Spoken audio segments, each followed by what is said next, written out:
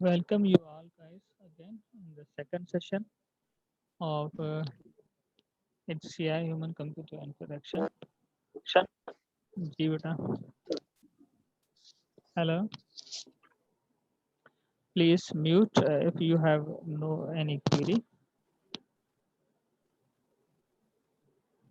अगर आप कुछ कहना चाहते हैं तो ठीक है, वरना इसको म्यूट कर दें। मौसम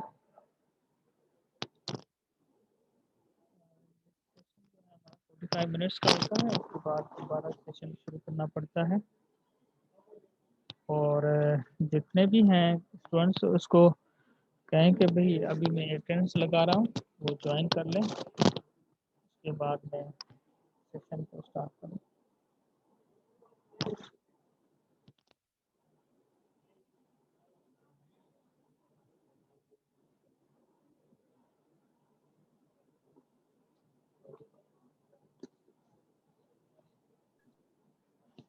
काफ़ी लोग नहीं हैं, उनको कहें कि भाई अपना जो है वो नुकसान न करें, ज्वाइन कर लें। अभी टाइम है उनके पास, तो आ जाएं जैसा भी मुमकिन हो,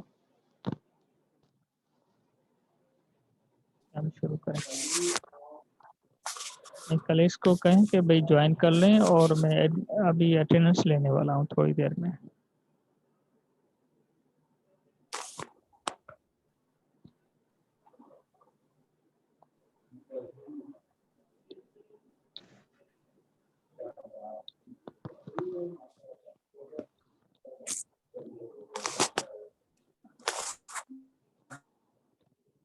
और सर आपकी आवाज़ आ रही है माइक की?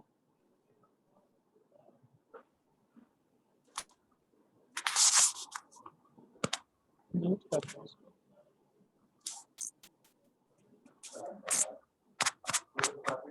That please mute yourself.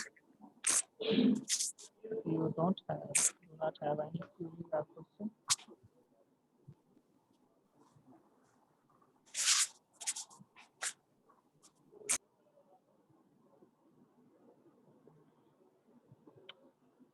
मेरे ख्याल में अभी हमारे पास कुछ और रहते हैं ताकि हम इसको स्टार्ट कर सकें। सर आवाज क्लियर नहीं आ रही। हाँ बेटा ठीक है, मैं अभी, अब आवाज़ आ रही है सही? यस सर अब क्लियर है। हाँ ठीक है। जितने भी पार्टिसिपेंट हैं इनको ये चीज़ें हमने छोड़ी थी यहाँ पे।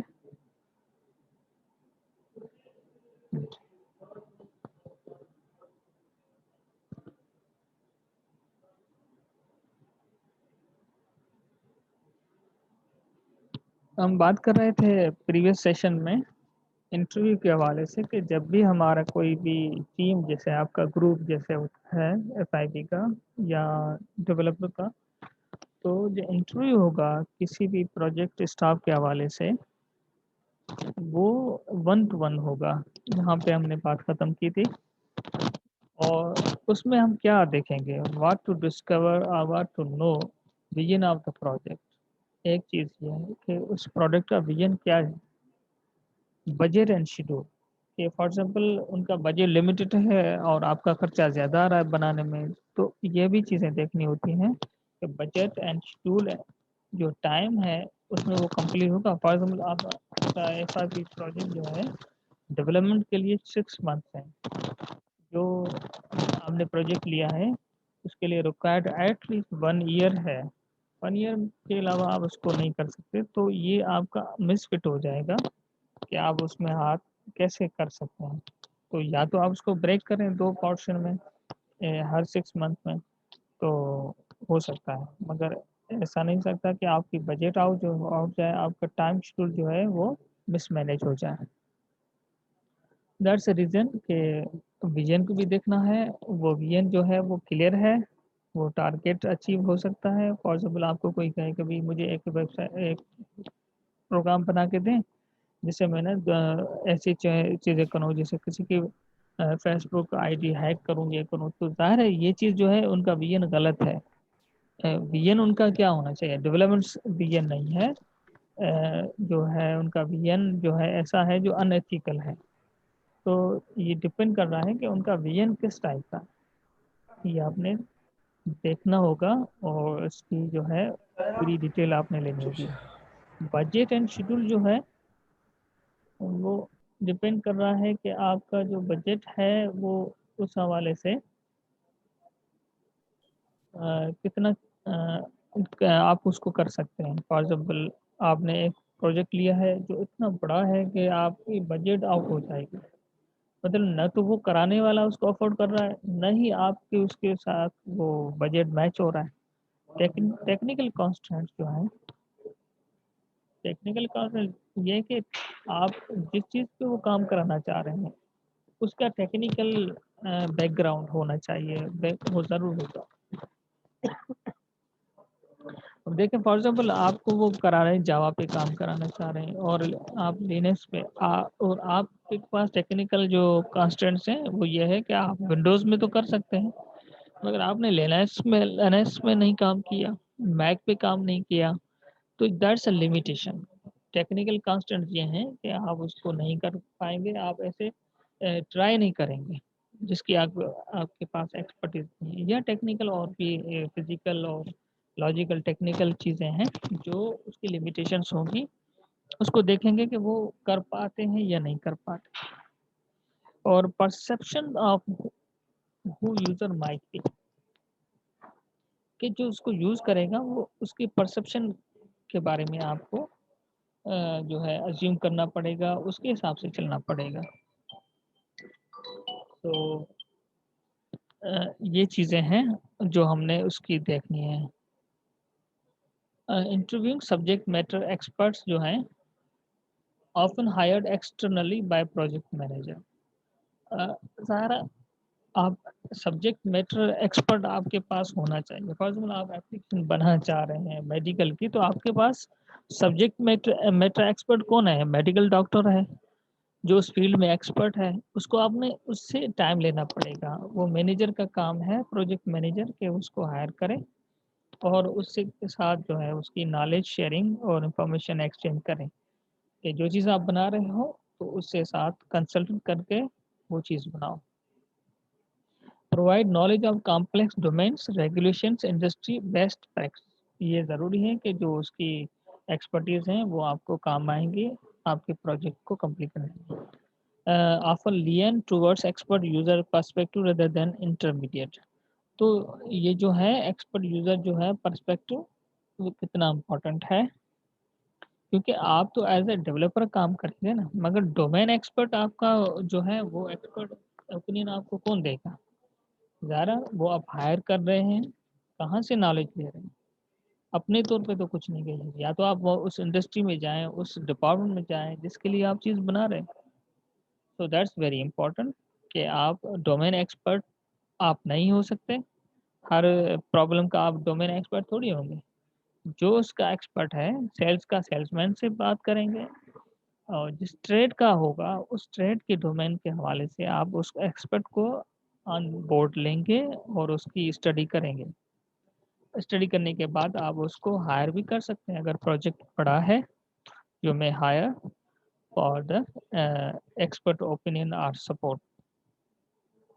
कस्टमर इंटरव्यू का इंटरव्यू भी आप कर सकते हैं, जिसके लिए टारगेट आप बना रहे हैं। कस्टमर कौन हो सकता है आपकी, जो उसको परचेज करेगा या यूज़ करेगा। और दूसरा इसका है business settings. Try to discover the customer से हम क्या डिस्कवर करना चाहते हैं, goals in purchasing the product, frustrations with the current solutions, decision process for purchasing, role in the installation and maintenance। अब ये चार जो हैं फैक्टर जो हैं वो कस्टमर रिलेटेड हैं कि प्रोडक्ट परचेज करने के हमारे से गोल्स क्या होने चाहिए, फ्रस्ट्रेशन विद करंट सॉल्यूशंस के जो करंट सॉल्यूशन एग्जिस्टिंग सॉल्यूशंस हैं उनमें क्या फ्रस्ट्रेशन है, क्या प्रॉब्लम है, कस्टमर को आपने एड्रेस करने होंगे कि उनको क्या प्रॉब्लम्स हैं। डिसीजन प्रोसेस फॉर परचेजिंग कि जब आप चीज़ें अच्छी करेंगे तो उनका जो डिसीजन पावर है वो इंक्रीज होगा। सारा डिसीजन तो कस्टमर लेगा ना कि कोई चीज़ अच्छी है या बुरी है। आपके हिसाब से तो बहुत अच्छी है, मगर कस्टमर का डिसीजन प्रोसेस जो है और purchasing depending on their needs, on their frustration level, वो कितना सेटिस्फाई है तो आपकी प्रोडक्ट को परचेज करेगा। Role in installation and maintenance. अब उसका मेंटेनेंस और इंस्टॉलेशन का जो रोल है वो भी आपने सिंपल और मिनिमाइज करना है, ताकि चीज़ें जो हैं कस्टमर के हवाले से बहुत आसान हो।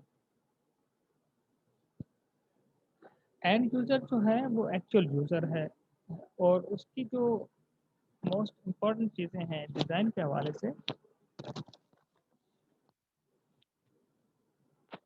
कि कुछ लोग जो हैं अपने बिहेवियर के बारे में एक्यूरेटली नहीं बता पाते, दूसरा बता रहा होता है। फॉर एग्जाम्पल आपके क्लास में बहुत से स्टूडेंट्स होंगे जो अपने आप को बहुत अच्छा कहते होंगे, मगर जो सामने वाला उसको बता रहा होता है कि तुम्हारी ये चीज़ गलत है। तो मतलब वो अपने बारे में एक्चुअली असेसमेंट जो है वो बिहेवियर के बारे में नहीं बता पाता, इनकैपेबल होता है। तो कस्टमर एंड यूज़र भी इस तरह के सूरत हाल से एक आम इंसान है, ये चीज़ें हो सकती हैं। तो वो इनकैपेबल होता है, लाजमी नहीं कि हर जो एंड यूज़र अपने बिहेवियर के बारे में आपको सही बता दे या बता पाए। तो उसकी जो है स्टडी ज़रूरी है। Rather than talk to user about how they think they behave, let better to observe their behaviour. Behaviour का जो कॉन्टेक्ट है वो ऑब्जर्वेशन से है कि आप किसी से पूछें कि आप खुश हैं, तो हो सकता हो कि लोगों के सामने वो कह रहा है मैं बहुत खुश हूँ, मगर उसका बिहेवियर या एटीट्यूड या उसका जो एक्शन है वो नहीं सपोर्ट कर रहा उसको। तो ये चीज़ें होती हैं ऑब्जर्वेशन से कि उसके फेस एक्सप्रेशन है, उसका स्पीकिंग पावर है, उसकी बॉडी मूवमेंट है, उसकी जो बॉडी इंटरेक्शन है, वो चीज़ें जो हैं आपको इंसिस्ट करेंगे कि जो बता रहा है वो उसकी बॉडी सपोर्ट नहीं कर रही। तो that depend on the behaviour assessment. तो ये चीज़ें जो हैं उसमें हमने देखा कि भाई वो चीज़ें उसको and then ask clarifying questions in the context of use.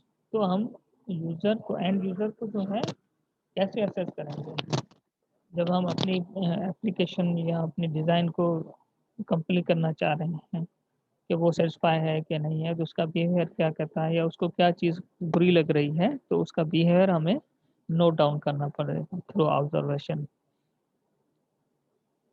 Ethnographic observations और इंटरव्यू जो हैं immersive observation and directed into the techniques। ये टेक्निक्स हैं। Observe the user using their current tools, interview assume the role of apprentice learning, और alternate between observation of work and discussion. बहुत सी चीज़ें हैं जो इसमें डिटेल आप उसको रिसर्च ओरिएंटेड लेवल पे कर सकते हैं।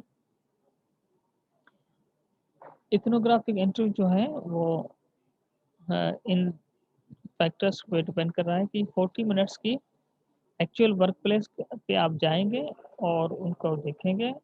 45 से 60 मिनट की ये इंटरव्यू होगा, और no third parties supervise clients for ethnographic interview for actual user जो है वो, मतलब आप सुपरवाइजर को ऐड नहीं करेंगे या बॉस या सुपरवाइजर या उसको जो है वो थर्ड पार्टी को हायर नहीं करेंगे, डायरेक्ट इंटरव्यू करेंगे। Focus on understanding of overall goals. अब ये यूज़र का जो है वो उस हवाले से जो ओवरऑल गोल्स अचीव हुआ है कि नहीं, करंट टास्क कंप्लीट हो गए हैं, जितने करंट टास्क उसके यूज़र के हैं वो कंप्लीट हो रहे हैं, कंस्ट्रेंट्स एंड एक्सेप्शंस जो हैं वो इसमें मौजूद हैं, जो लिमिटेशंस हैं, problem need solutions, border context, domain issues and vocabulary या डिक्शनरी जो है वो सही है, मतलब वर्ड्स जो है टेक्सटिंग जो है वो उसकी सही है, according to level of the user है। Ask permission to take a few photographs of the user and their work place. ये फोटोग्राफ भी आपको जो है उसकी बारे में काफ़ी इंफॉर्मेशन देंगे। तो these are the interview factors कि आप इथनोग्राफिक इंटरव्यू किस तरह कर सकते हैं। पैटर्न ऑफ यूज जो है वो बीइंग एन एक्टिव लिसनर। अब जो इंटरव्यू करने वाला है वो उसको क्या होना चाहिए, गुड इंटरव्यू की हवाले से इज एन एक्टिव लिसनर। कि आप क्वेश्चन तो करेंगे, बस ज़्यादा क्वेश्चन नहीं करेंगे आप, क्वेश्चन वो रिलेटिंग करेंगे और ज़्यादा टाइम उनको देंगे जो सारा होगा, ताकि वो चीज़ें आप रिकॉर्ड कर लें या लिख लें। ऑलमोस्ट आजकल तो रिकॉर्ड हो रहा होता है, आप मोबाइल पे भी रिकॉर्ड कर सकते हैं कि वो क्या बता रहा है। तो ये चीज़ें general flow of interview for business products, इसके भी कुछ गाइडलाइंस हैं, गुड जनरल क्वेश्चंस हैं कि आप किस हवाले से कौन सा सवाल कर सकते हैं। तो टास्क प्रायोरिटी के हवाले से, अपॉर्चुनिटी के हवाले से, गोल्स के हवाले से बहुत सी कैटेगरिकली हमारे पास क्वेश्चंस हैं जिससे हम उसको इंटरव्यू कर सकते हैं। तो ये आज की जो यूज़र नो द यूज़र के हवाले से हमने स्टडी की है, उसमें इम्पोर्टेंट चीज़ जो हमने लर्न की थी वो थी उसकी अपनी डेमोग्राफिक स्टडी। पहले तो आप यूज़र को डेमोग्राफिक की स्टडी के हवाले से बहुत ज़रूरी है कि आप उसकी स्टडी करें।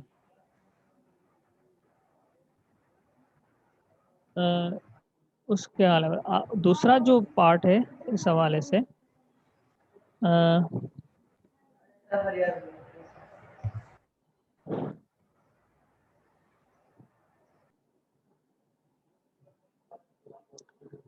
दूसरा जो पार्ट है इस स्टडी का वो है, मैंने आपको कहा था कि मैंने एक असाइनमेंट अपलोड की हुई है आपके गूगल क्लास पे, जो सेशनल के हवाले से मैंने एक पूरी असाइनमेंट देनी है। उस हवाले से मेंडले मैंने आपको कहा था कि you should must get practice of the Mendeley software for the referencing. तो आज मैं वो असाइनमेंट भी थोड़ा शो कर देता हूँ आपको। ये वो असाइनमेंट है, इसमें हमने देखा कि ये रिपोर्ट पूरी कंप्लीट, इसमें जितने भी चीज़ें हैं वो इनलिस्टेड हैं कि क्या क्या चीज़ें आपने अपने उस हवाले से स्टडी में देनी है। और ये पूरी असाइनमेंट जो है इस तरह आप बनाएंगे अपने प्रोडक्ट के हवाले से, जो भी आपका प्रॉब्लम होगा। Everybody should have their own problem, already I मैं discussed in the class, previous classes. तो आप इसमें जितने भी प्रॉब्लम्स हैं ये सब ने अपने प्रॉब्लम के हवाले से सारी डिटेल आपने मेंशन करनी है कि लेवल्स क्या हैं, ये ऑलरेडी हम पढ़ चुके हैं। और दूसरी बात यह है कि ये मेनली आप देख रहे हैं कि रेफरेंस में जाके ना आप देखेंगे तो इंसर्ट साइटेशन, ये ओपन मेंडले, इसको हम जब ओपन करेंगे तो आपको नज़र आ जाएगा ये सॉफ्टवेयर है। ये जो मेंडले है ये रेफरेंस के लिए काम रहा। आप देखें स्टाइल में हमारे पास बहुत से स्टाइल यहाँ पे मौजूद हैं, वो भी आप फिल करें। आज इसका भी थोड़ा हम डिस्कस करेंगे, रिपोर्ट का और मेंटले का, how you implement in the your report. और ये पूरी रिपोर्ट जो है मैं आपकी उस पर नहीं लूँगा, वो पूरी सॉफ्ट पे पहले जाएगी। इसमें फ्रंट एंड मेरा सॉफ्टवेयर अकाउंट है, उस पर आप अपलोड करेंगे। Every class, every student should go their self to upload and check out the plagiarism report, the similarity index कितना आ रहा है। तो फिर जो है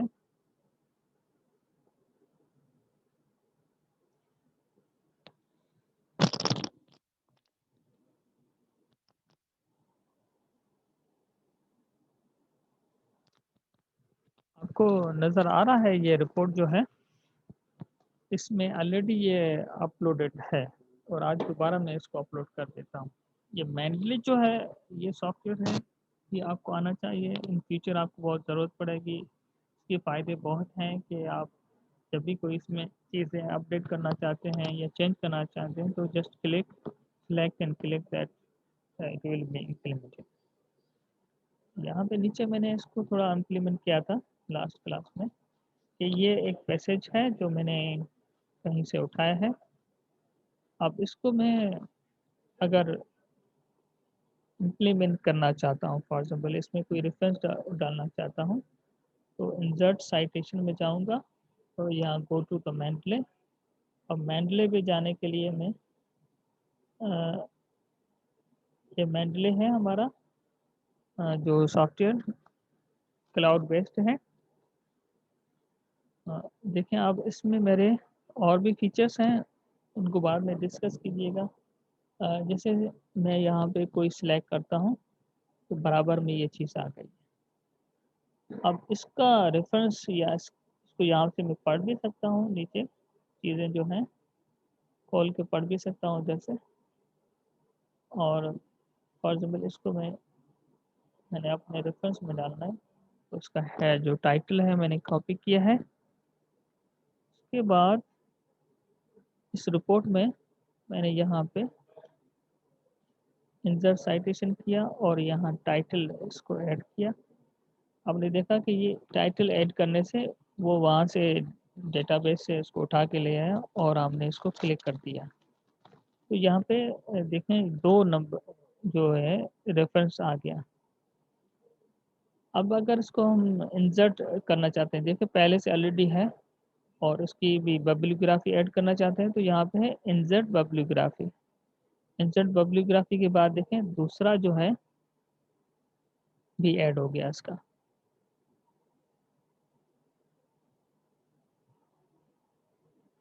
यहाँ पे रेफरेंस नहीं है।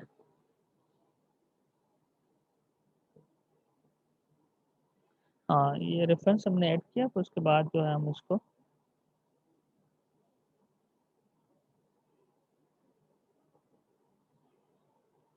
तो ये 2 रेफरेंस मैंने ऐड किए हैं इस पैसेज के। और अब क्या है कि ये जो इसको हमने रेफरेंस को अगर सिलेक्ट करेंगे और इसका स्टाइल चेंज करेंगे, ये 2 दफ़ा हमने एंटर कर दिया है। चलो, क्योंकि ये ऑटोमेशन पे है तो दोबारा अगर आप उसको इंसर्ट करेंगे तो दोबारा वो ऐड कर देगा, तो फिर आप उसको डिलीट कर दीजिएगा।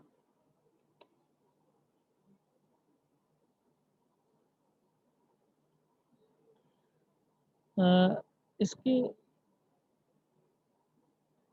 जो अब इसको मैं करना चाह रहा हूँ कि भाई इसकी जो स्टाइल है ये IEEE है। यहाँ देख रहे हैं कि इसका स्टाइल जो है सिलेक्ट ऑल कर लें और इसका स्टाइल है IEEE। यहाँ पे बहुत से स्टाइल मौजूद हैं, इसमें अमेरिकन मेडिकल एसोसिएशन और AMA American political science association, American standard जो AP स्टाइल है, जैसे हम बुक स्टाइल भी कह सकते हैं, American psychological association 7th addition. अगर इसको हम इम्प्लीमेंट करेंगे तो आपने देखा यहाँ पे वो चीज़ चेंज हो गई और यहाँ पे भी इसका स्टाइल चेंज,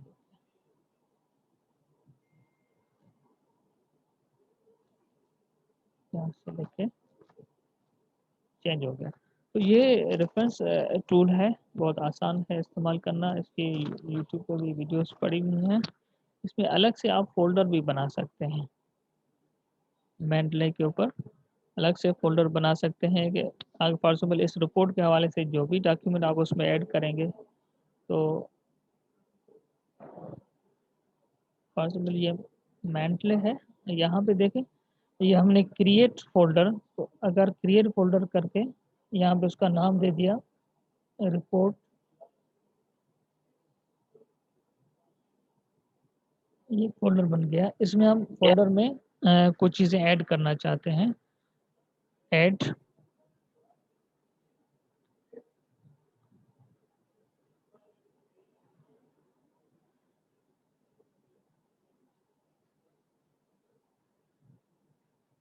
कोई भी फाइल उठा लिया हम यहाँ से, ये हमने उठा लिया, उसको ऐड कर दिया, आपने देखा इस फोल्डर में ये ऐड हो गया। तो आप जितने भी जब भी कोई काम करेंगे तो उसी फोल्डर के ऊपर जाके ना ओपन करके फिर उसी से सिलेक्ट करके इसको हमने देखा, यहाँ से हमने किया, फिर उस रिपोर्ट पे जब हम जाएंगे, जो हमारी रिपोर्ट है, जैसे ये रिपोर्ट है हमारी, इस रिपोर्ट पे हमने काम करना है तो यहाँ पे हम वो चीज़ें ऐड कर सकते हैं। रेफरेंस ज़रूरी है। अब बात होती है कि रेफरेंस ज़रूरी है और इसके अलावा और भी चीज़ें ज़रूरी हैं कि how to study the research paper और बुक, कैसे हम उसको चीज़ें करें। तो जो चीज़ें हमें समझ में आ रही हैं कि ये हमारे काम की हैं, तो हम उसको बाद में कॉपी पेस्ट करते हैं। तो कॉपी पेस्ट जो है अलाउड नहीं है इथिकली, तो आप उसको रेफरेंस कहते हैं। कोटेशन में भी उसके मेथड्स हैं। अगर सबसे पहले हम उसका एब्स्ट्रैक्ट पढ़ते हैं, और फॉर एग्जांपल अगर हम बात करें इस रिसर्च पेपर की, तो इसका एब्स्ट्रैक्ट जो है हमें कुछ बताता है। यहाँ पे अगर हम इसकी इसको ओपन करें तो ये यहाँ पे खुल जाएगा आपका। अब यहाँ पे ये पूरा जो पेपर खुल गया है और यहाँ से हम उसको जो है स्टडी करते जाएंगे। फॉर एग्जांपल ये जो पेपर है,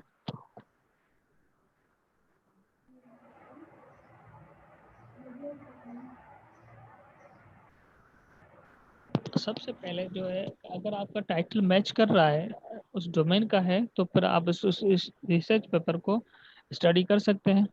और उसमें जो इम्पोर्टेंट चीज़ें हैं वो नोट डाउन करने के लिए एब्स्ट्रैक्ट ही इम्पोर्टेंट है।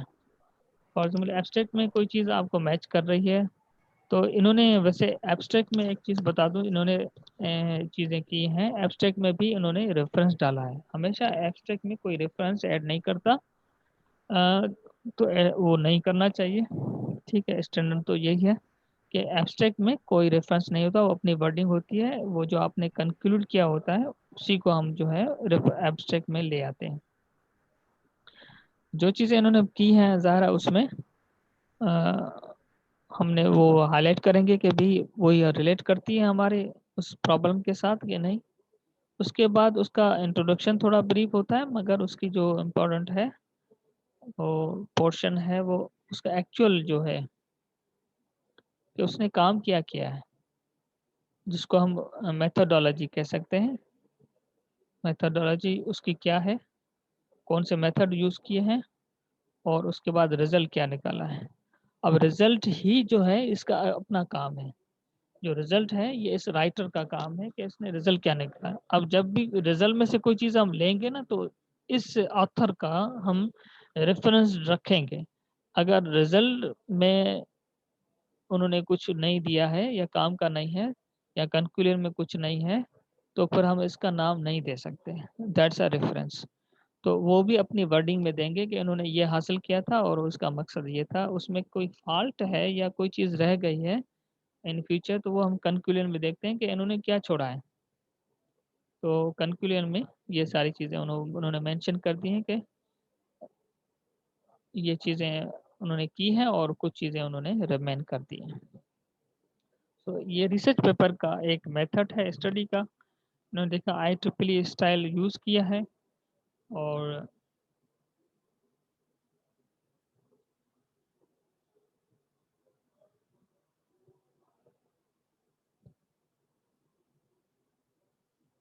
ये जो लेट आ रहे हैं उनको चाहिए कि बहुत, पता नहीं क्यों बहुत कम लोग आए हैं क्लास में, और जस्ट 12 अभी तक आए हैं, वो भी एंड में बहुत से लोग आए। नेट का तो इशू था, मगर आप लोगों की जिम्मेदारी थी कि आप आ जाएं। और ये रिपोर्ट जो है वो, अगर आप समझ गए हैं या इसमें कोई इशू है, या जिन लोगों ने इसको इम्प्लीमेंट कर दिया है मैंडले को, तो मुझे बता दें कि कितने लोगों ने इसको इम्प्लीमेंट कर दिया है या हैंड्स ऑन हो गए हैं वो इसमें। अगर नहीं हुए तो मुझे बता दें, या ये सही है, आपको समझ में आ गया, यहाँ पे कोई इशू तो नहीं है मैंडले के हवाले से या असाइनमेंट के हवाले से। ठीक है, जो है टाइम जो है बहुत थोड़ा रह गया होगा मेरे ख्याल में, ये बंद हो जाएगा सेशन। कोई बताएगा मुझे बेटा? Hello, anybody? सब सो गए क्या बेटा? No sir. हाँ बताएं कि ये जो मैंने सेशन अभी स्टार्ट जो मैंडले वाला किया, तो उसमें कुछ चीज़ें क्लियर हैं, आपने इम्प्लीमेंट किया है? नो सर, कुछ चीजें किए, कुछ नहीं किए। देखें, ये रिपोर्ट जो है, ये रिपोर्ट जो है वो इसी पे बनानी है, और मैं इसको टर्न पे आपको कहूँगा एक अकाउंट बना के ना उसी पे अपलोड करनी है और वही मेंटेन करनी है। तो जितनी लिस्ट में चीज़ें हैं वो चीज़ें कंप्लीट होनी चाहिए, विद रेफरेंस होनी चाहिए। तो ये सबको मालूम होना चाहिए और इसको करना चाहिए। अगर किसी ने नहीं किया है तो ही और she should try today and implement it in the report. जो आपने अभी रिपोर्ट नहीं बनाई, तो मैं आपको ये बता रहा हूँ क्लियरली कि सेशनल मार्क्स अगर आप उसको टर्न पे मुझे फिल्टर करके नहीं देंगे तो यू शुड बी मार्क्ड 0। तो कोई भी इसमें टॉलरेंस नहीं होगा। सेशनल मार्क्स में सारी डिपेंड कर रही है इस रिपोर्ट के ऊपर, वो भी टर्न के ऊपर। तो you must know the Mandalay, through Mandalay होगा और वो अपलोड होगा पीडीएफ के थ्रू टर्न अकाउंट में। वो थोड़ा कुछ दिनों के बाद मैं उसको अकाउंट बना देता हूँ, आपको साथ शेयर कर दूंगा। जैसे ही कोई बना रहा है या बना दिया है कंप्लीट तो उस पर अपलोड कर दें। Any question you guys? अगर आपको पास कोई सेशन नहीं है तो हम इसको एंड अप कर दें। Any questions or any suggestions relating to the report? Hello,